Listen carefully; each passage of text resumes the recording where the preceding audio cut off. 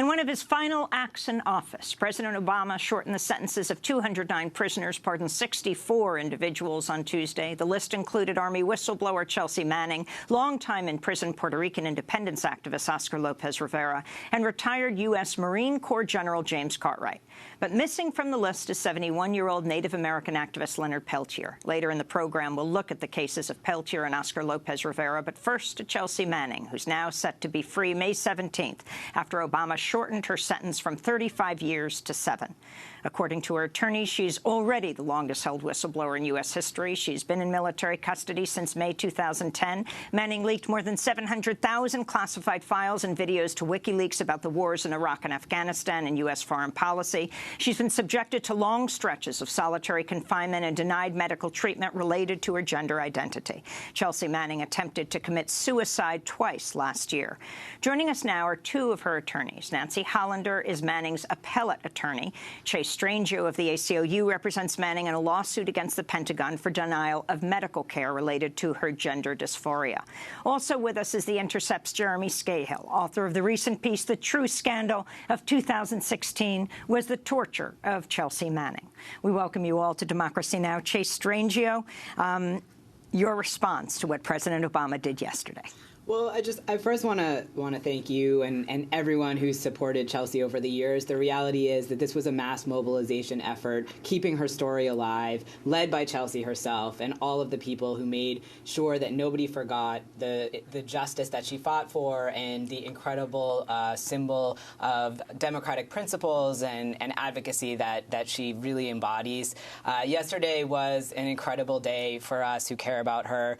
As I've said time and time again, President Obama really had her life in his hands, and it's such a relief that he acted on the side of mercy and justice here. Have you spoken to Chelsea? Unfortunately, we haven't spoken to Chelsea, which is a bit concerning, but we're remaining hopeful that we will be able to speak with her today and actually be able to share this news. It's quite unusual for the individual to not be informed of their commutation with their attorneys, but we know that she was on standby waiting for this. I spoke with her yesterday around 2 p.m. And she was just her sort of hopeful, pragmatic self, waiting for news, and we were all hoping and praying with her. So hopefully today we'll connect with her and get to share in this incredible moment that really did save her life. You believe she was the longest-held whistleblower? Yeah, absolutely. She has served 7 years already. The 35-year sentence was egregious at the time. It's particularly egregious in retrospect. She has served 7 years. It is absolutely preposterous to hear people saying that there are no consequences for her actions. She has been tortured and imprisoned, denied basic medical care. She has suffered so much, and it is time for her to be free. Nancy Hollander, the response on the networks, I was watching CNN last night, the overwhelming response of the guests that they've had on.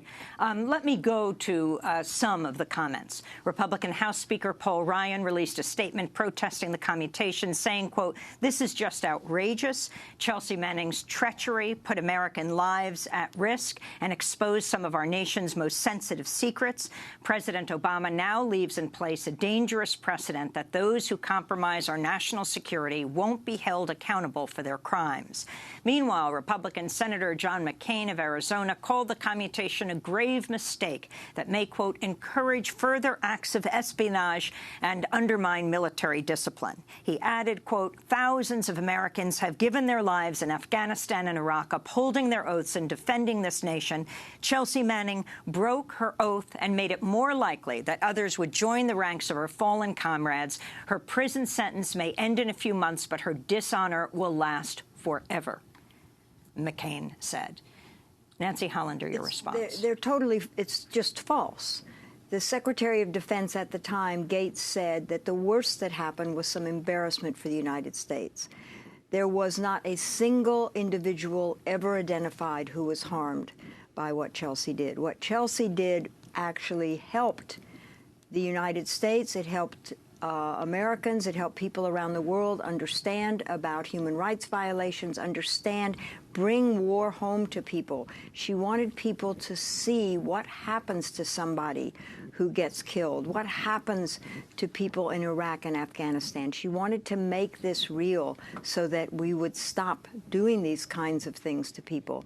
And so what they're saying is exactly the opposite of what Chelsea did. There's never been a single bit of evidence that anybody was harmed or that national security was harmed.